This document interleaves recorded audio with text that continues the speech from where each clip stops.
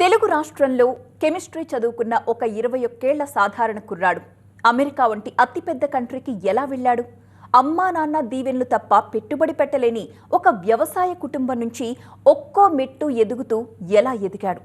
$1 కోసం రోజుకి 20 గంటల పాటు పనిచేసిన సక్సెస్ఫుల్ పర్సన్ మనతో సిద్ధంగా ఉన్నారు. ఇప్పుడు వేన్ స్టేట్ యూనివర్సిటీ గవర్నర్, అలాగే Michigan republic party treasurer Sunny Reddy మనతో ఉన్నారు. ఆయనతో మాట్లాడదాం. నమస్తే సార్.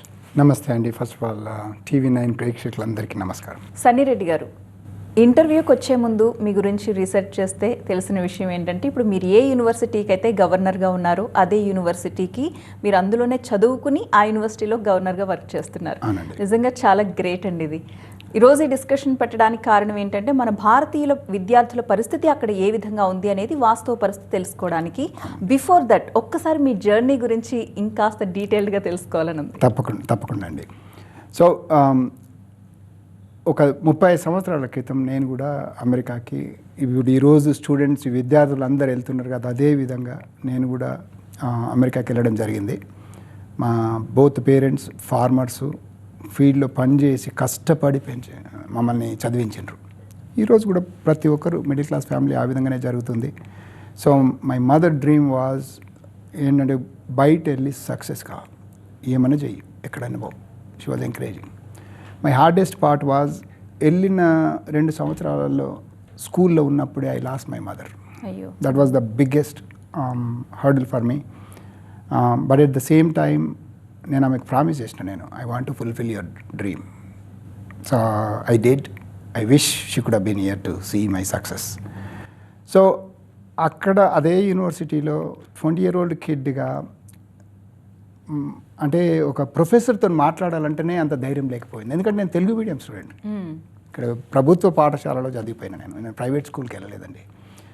సో అట్లాంటి పరిస్థితి, అట్లాంటి స్టేజ్ దగ్గర నుంచి, అంటే డెఫినెట్గా హార్డ్ వర్క్ అనేది, నేను స్టూడెంట్గా ఉన్నప్పుడు చాలా హార్డ్ వర్క్ అండి. ఇది ఎట్లాంటి సర్వైవల్ వాజ్ మై ఇష్యూ. అంటే ఏదో విధంగా సక్సెస్ కావాలి, వెనక్కి వెళ్ళడం అనేది క్వశ్చనే లేదు.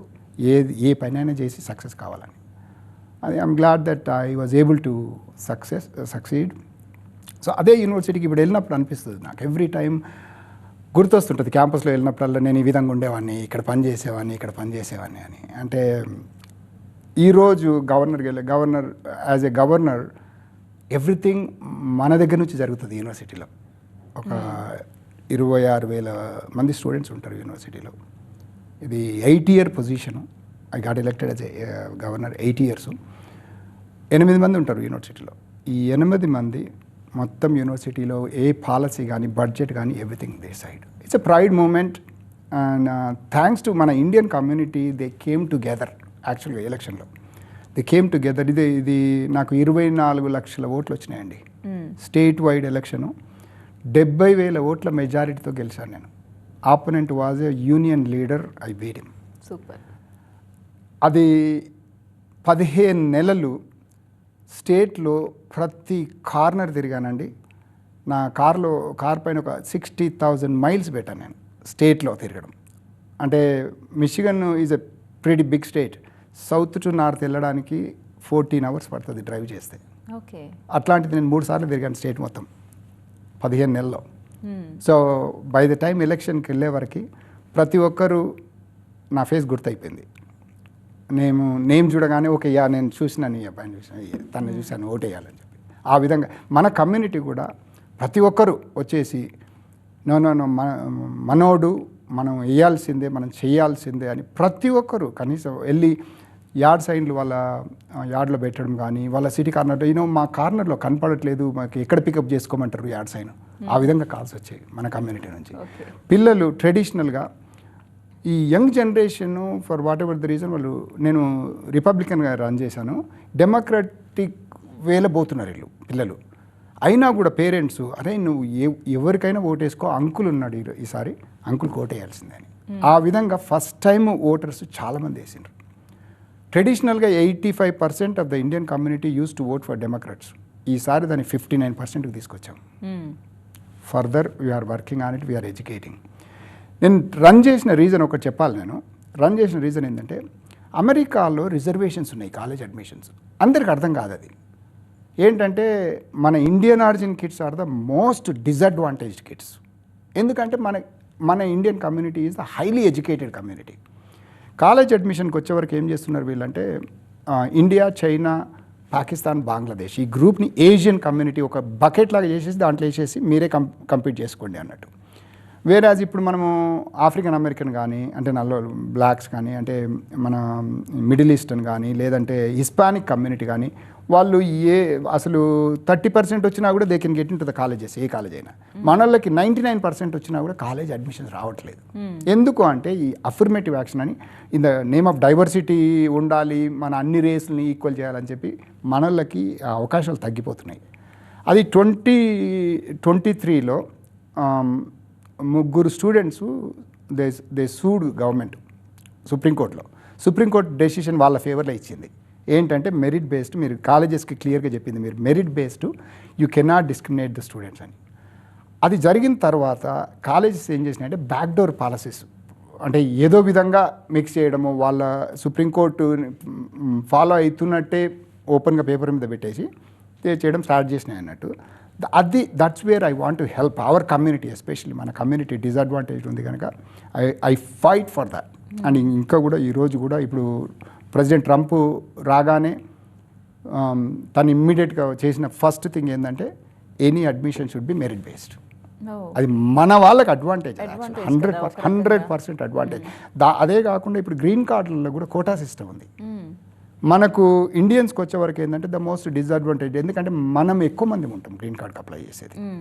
దానివల్ల ఇప్పుడు ప్రెసిడెంట్ ట్రంప్ ఏం చేస్తున్నాడు, ఆ కోటా సిస్టమ్ తీసేసి ఓన్లీ మెరిట్ బేస్డే చేయాలి గ్రీన్ కార్డ్స్ కానీ, కాలేజ్ అడ్మిషన్స్ కానీ.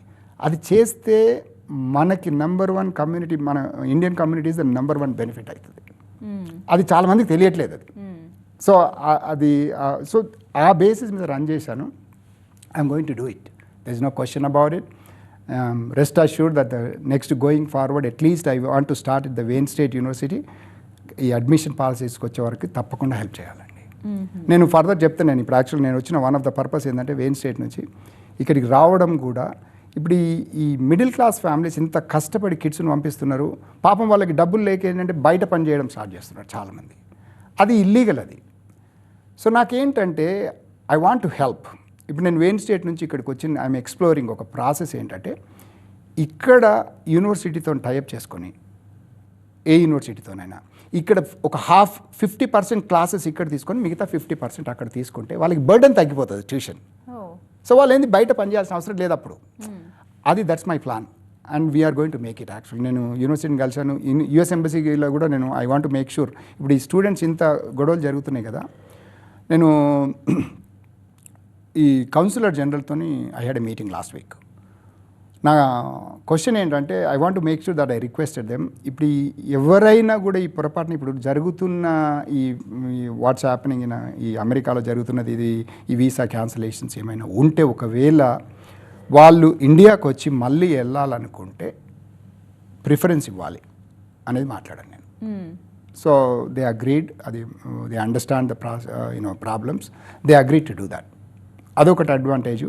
ఈ కాలేజ్ ఇక్కడ టైఅప్ చేస్తే వెయిన్ స్టేట్కి ఎవరు రావాలన్నా కూడా 50% ఇక్కడ తీసుకునేటట్టు చేద్దామని. ఓకే, ఇక్కడే 50% ట్రైనింగ్ తీసుకొని అక్కడికి వస్తే ఏమవుతుందంటే 2 డిగ్రీలు వస్తాయి, ఇక్కడ వస్తుంది, అక్కడ వస్తుంది. సో అది స్టూడెంట్స్కి ఖర్చు తగ్గుతుంది, బయట వర్క్ చేయాల్సిన అవసరం లేదు. Exactly that's my plan. అది we're going to make it happen. Right. యాక్చువల్గా సార్, అసలు భారతీయ విద్యార్థుల పరిస్థితి ఏ విధంగా ఉంది అంటే, రకరకాల ఛానల్స్ వచ్చేసాయి. యూట్యూబ్ ఛానల్స్ అయితే అసలు ఉన్నవి లేనివి అన్నీ కలిపి చెప్పేస్తున్నారు. తల్లిదండ్రుల్లో తీవ్రమైన భయాందోళనలు. అక్కడ తమ పిల్లలు ఉన్న వాళ్ళైతే అసలు చెప్పక్కర్లేదు, వాళ్ళకి కంటి మీద నిద్ర కూడా కరువైపోయిందనే చెప్పాలి. యాక్చువల్ సిచ్యువేషన్ ఏంటి? నిజంగా ట్రంప్ అంత దుర్మార్గంగా వ్యవహరిస్తున్నారా? చిన్న చిన్న విషయాలకి వీసా క్యాన్సిల్ చేసి వెనక్కి పంపించేస్తున్నారా? కారణాల కోసం వెతుకుతున్నారా? ఇప్పుడు మనకి ఇండియన్ స్టూడెంట్స్ ఒక 330,000 స్టూడెంట్స్ ఉంటారండి మొత్తం. ఎంతమందికి అయింది?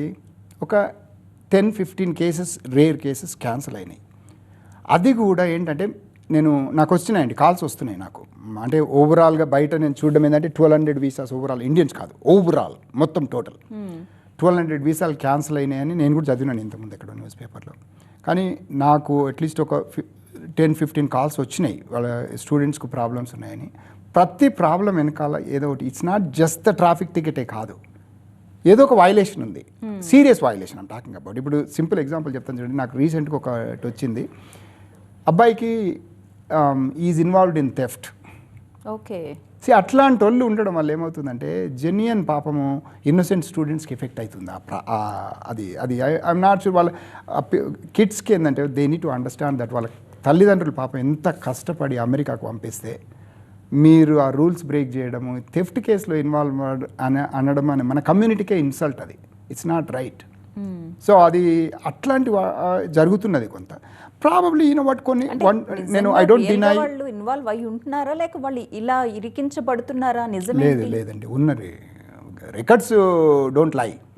సో ఇప్పుడు ఒక ట్రాఫిక్ టికెట్ వచ్చినప్పుడు ఆ ట్రాఫిక్ టికెట్ పైన వాళ్ళని యాక్షన్ తీసుకోవట్లేదు.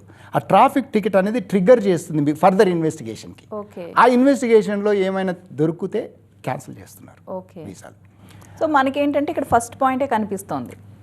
ఎగ్జాక్ట్లీ. ట్రాఫిక్ మన బయట న్యూస్లో ఏమవుతుందంటే ట్రాఫిక్ టికెట్ వచ్చేసింది పంపించేస్తున్నారు. అట్లా పంపించాలంటే మనము ప్రతి సిటీలో బస్సులు పెట్టాల్సి వస్తుంది. నాట్ చిన్న బస్సులు పెట్టాల్సి వస్తుంది. ఎందుకంటే 330,000 స్టూడెంట్స్ ఉన్నారు మన వాళ్ళు. దాంట్లో 80% మన తెలుగు వాళ్ళే ఉంటారు 2 స్టేట్లలో. సో అట్లా అది జరగట్లేదు. అట్లాంటిది ఏమీ లేదు.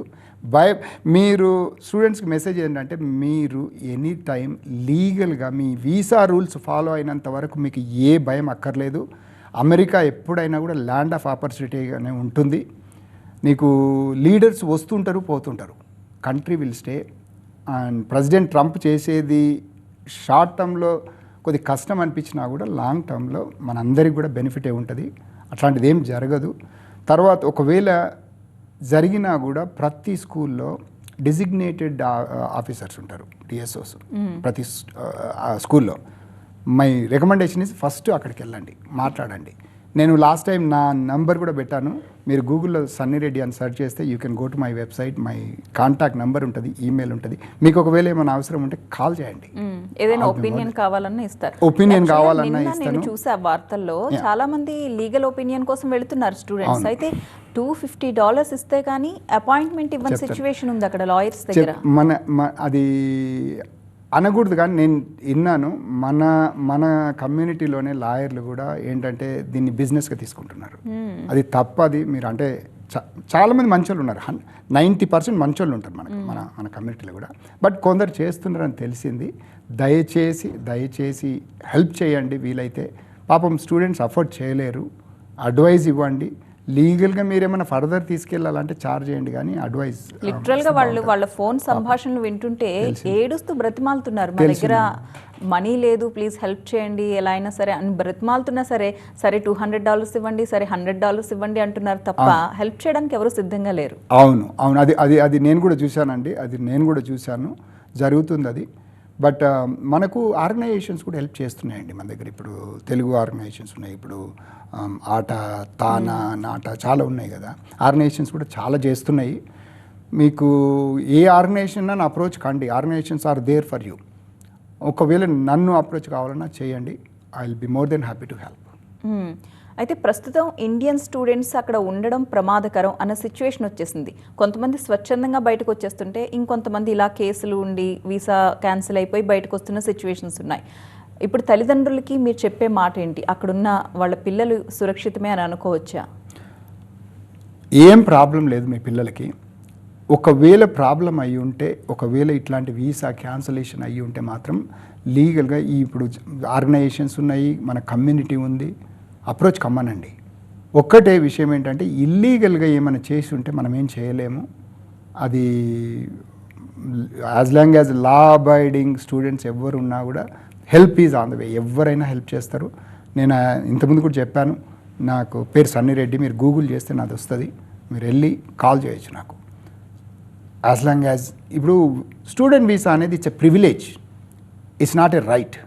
The privilege comes with certain rules. ఆ రూల్స్ ఫాలో కావాలి, మనం రెస్పెక్ట్ చేయాలి. ఏ కంట్రీకి అయినా కూడా మనం ఇండియాకి వస్తే వేరే వాళ్ళు వస్తే మనం ఎక్స్పెక్ట్ చేయం కదా. మనం వాళ్ళు రూల్స్ ఫాలో కావాల్సిందే కదా. ఏ కంట్రీకి వెళ్ళినా అంతే. అదే విధంగా అమెరికాలో ఉన్నప్పుడు ఆ వీసా రూల్స్ అనేవి ఫాలో కండి ప్లీజ్. మీరు ఏంటంటే షార్ట్ టర్మ్ బెనిఫిట్స్ గురించి బయట వెళ్ళి పని చేసి దొరికిపోయి అంత కష్టాలు పడకండి.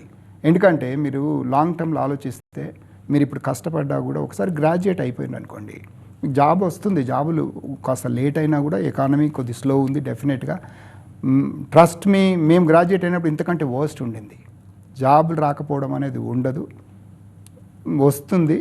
బట్ మీరు be careful, don't violate the rules. అయితే సార్ ఇంకొకటి, అమెరికాకి వెళ్ళి చదువుకోవాలి అనుకునే విద్యార్థులు ఇప్పుడు వాళ్ళు చదువుకుని మీరు వెళ్ళిపోండి కానీ ఉద్యోగాలు చేయడానికి వీల్లేదు అని అంటున్నారు ట్రంప్. మరి ఇప్పుడు పేరెంట్స్ ఎలాంటి డెసిషన్ తీసుకోవాలి? నిజంగా ఇక్కడికంటే అక్కడ గొప్ప చదువులు ఉంటాయని అనుకోవచ్చా? అవును, మనం ఎప్పుడైనా అసలు స్టూడెంట్ వీసా అప్లై చేయడమే ద పర్పస్ ఏంది, మనం చదువుకోవడానికి వెళ్తున్నామనే చెప్తున్నాం. అవును, మనసు మార్చుకోవచ్చు, అక్కడికి వెళ్ళిన తర్వాత మనసు మారచ్చు.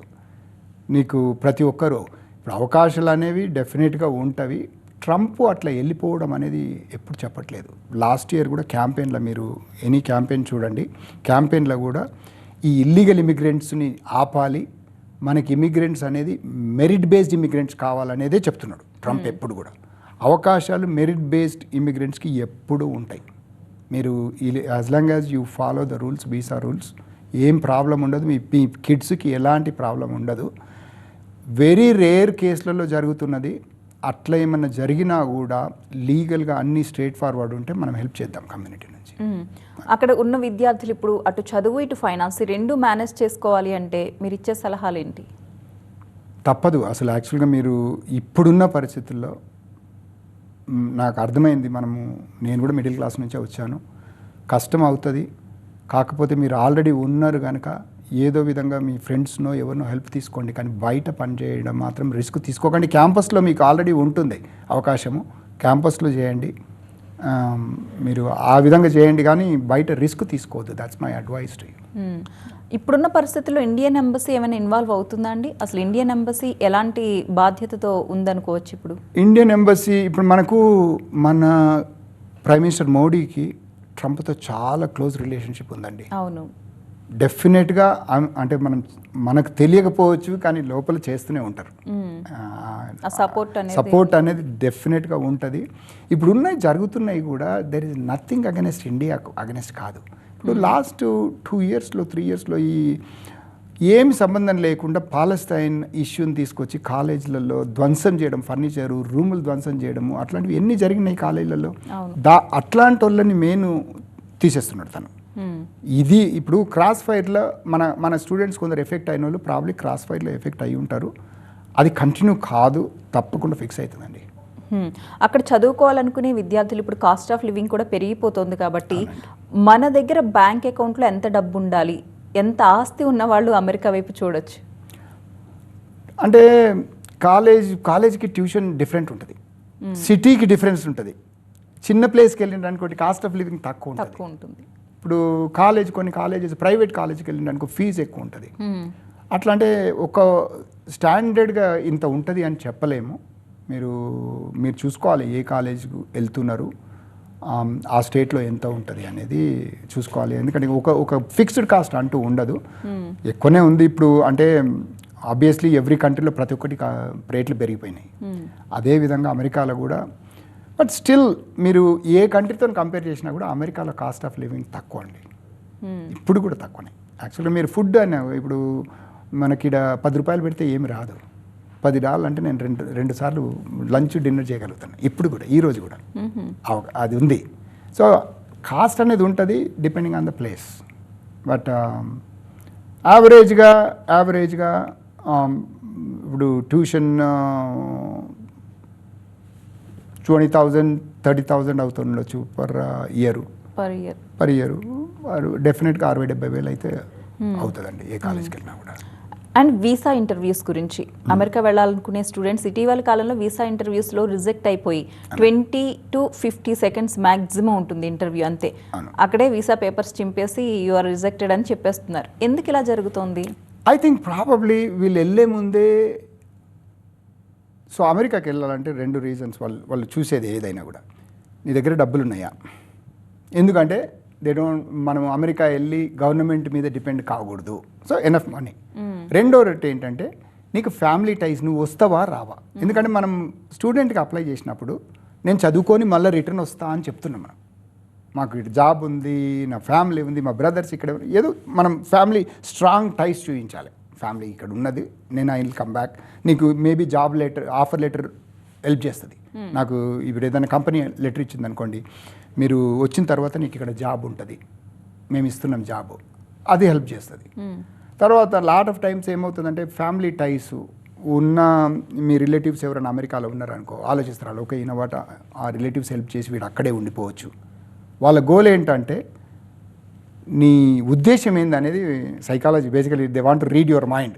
వీడు వస్తాడా పోడా, ఏమాత్రం డౌట్ ఉన్నా కూడా క్యాన్సిల్ చేస్తారు, రిజెక్ట్ చేస్తారు. ఆ క్వశ్చన్స్ ఎలా ఉంటాయి అంటే విద్యార్థులకు అక్కడికి వెళ్ళి అటెండ్ అయితే తప్పితే అది తెలియదు ఏం అడుగుతారు అనేది.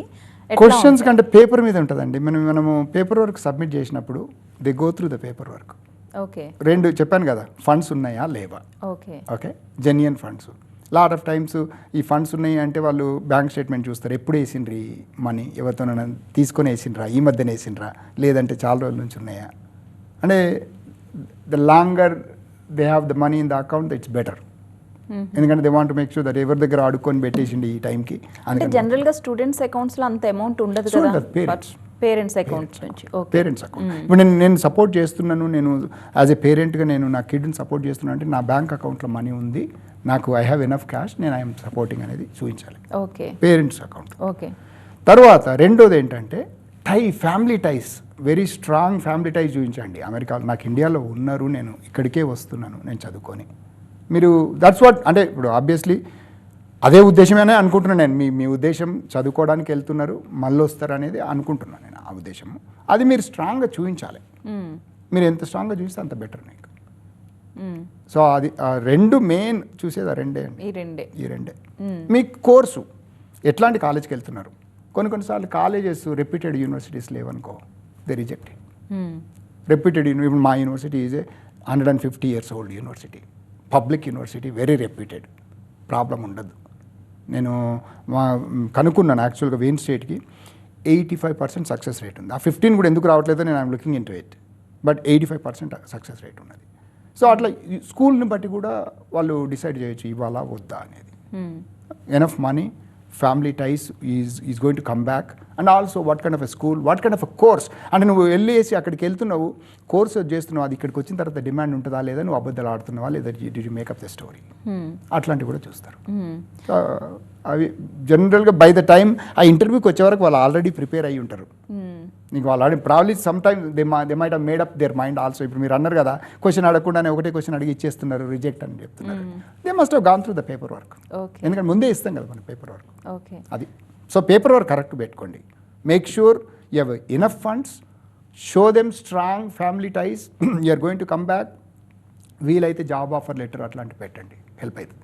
ఓకే, ఫైనల్గా ఇంకా మనం ఎలాంటి మార్పులు చూడబోతున్నాం మన భారతీయ విద్యార్థుల విషయంలో? ట్రంప్ ఇంకా ఏవైనా స్ట్రిక్ట్ డెసిషన్స్ తీసుకునే ఉద్దేశం ఉందా? ఆల్రెడీ ఇప్పటికే తీసుకుంటున్న డెసిషన్సే చాలా ఫాస్ట్గా జరిగిపోతూ ఉన్నాయి. ఇంకా ఏవైనా మార్పులు వచ్చే అవకాశం ఉంటుందా? డెఫినెట్గా ఇప్పుడు ఈ రూల్స్, కొత్త రూల్స్ అంటూ ఏం పెట్టలేదండి ట్రంప్.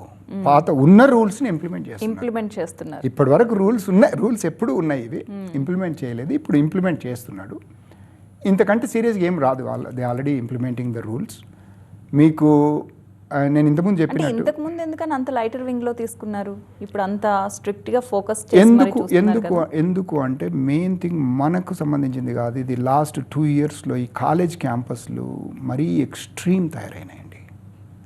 దానివల్ల తర్వాత లాట్ ఆఫ్ ఇల్లీగల్ ఇమిగ్రెంట్స్ రావడం వల్ల సెక్యూరిటీ కన్సర్న్ ఇది. It's not just the colleges కాదు, ఓవరాల్ సెక్యూరిటీ. ఇప్పుడు ఎంతమంది ఓపెన్ బార్డర్స్ లాస్ట్ 4 yearsలో borders open, anybody can walk in to it. Last 4 yearsలో ఒక బార్డర్ లేని కంట్రీ ఏదైతే ఉందంటే అది అమెరికా ఉండింది లాస్ట్ 4 yearsలో. ట్రంప్ రాగానే అది ఆగిపోయింది, కంప్లీట్గా స్టాప్ చేసి పడేసింది. అంటే ఏ విధంగా ఆలోచించినా కూడా లాంగ్ టర్మ్లో ఇది బెనిఫిటే. ఐ డోంట్ థింక్ ఇంతకంటే ఎక్కువ స్ట్రిక్ట్ ఏం రాదు స్టూడెంట్స్కి.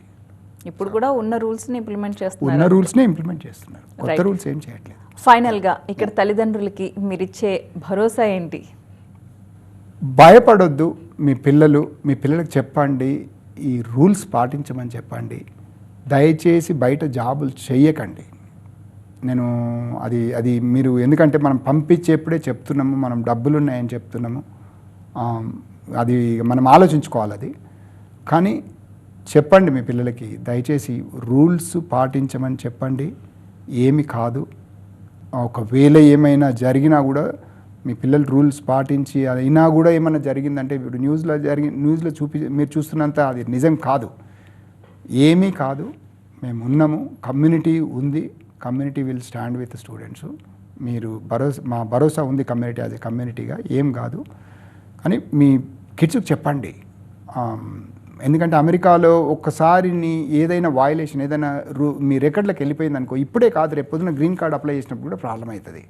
అందుకని స్ట్రిక్ట్గా రూల్స్ ఫాలో అవ్వమని చెప్పండి. That's my advice. రైట్. ఇప్పటికే అంటే భయపడుతున్న స్టూడెంట్స్కి కానీ పేరెంట్స్కి కానీ మీ మాటలు చాలా ధైర్యాన్ని ఇచ్చుంటాయి సన్నీ రెడ్డి గారు. థ్యాంక్ యూ సో మచ్ అండి. రియల్ సిచ్యువేషన్ ఏంటి అనేది మా కళ్ళకు కట్టినట్లు చెప్పారు. Thank you so much. Thank you. నమస్తే. ఇది వాళ్ళ స్పెషల్. చూస్తూనే ఉండండి TV9.